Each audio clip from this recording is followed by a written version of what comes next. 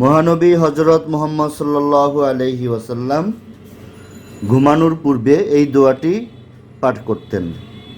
আল্লাহুম্মা বিসমিকা আমুতু ওয়া আহইয়া। আল্লাহুম্মা বিসমিকা আমুতু ওয়া আহইয়া, যার অর্থ হচ্ছে, হে আল্লাহ, তোমার নামেই ঘুমাই, তোমার নামেই জাগ্রত হই। আমরাও ইনশাল্লাহ প্রতিদিন ঘুমানোর আগে এই দোয়াটি আমল করব।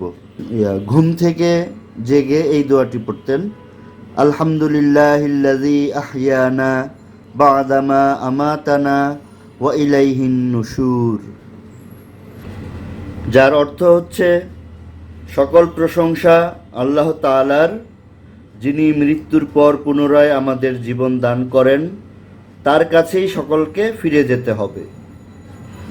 আমরাও ইনশাল্লাহ ঘুম থেকে উঠে এই দোয়াটি পড়ার চেষ্টা করব ইনশাল্লাহ। রাসূল সাল্লাল্লাহু আলাইহি ওয়াসাল্লাম বলেন, ঘুম থেকে জাগ্রত হওয়ার পর নিচের দোয়াটি পড়লে আল্লাহ তাআলা তার সমস্ত গুনাহ মাফ করে দিবেন, সমুদ্রের ফেনা পরিমাণ গুনাহ হলেও। দোয়াটি হলো, লা ইলাহা ইল্লাল্লাহু ওয়াহদাহু লা শারীকা লাহু লাহুল মুলকু ওয়া লাহুল হামদু ওয়া হুয়া আলা কুল্লি শাইইন কাদির,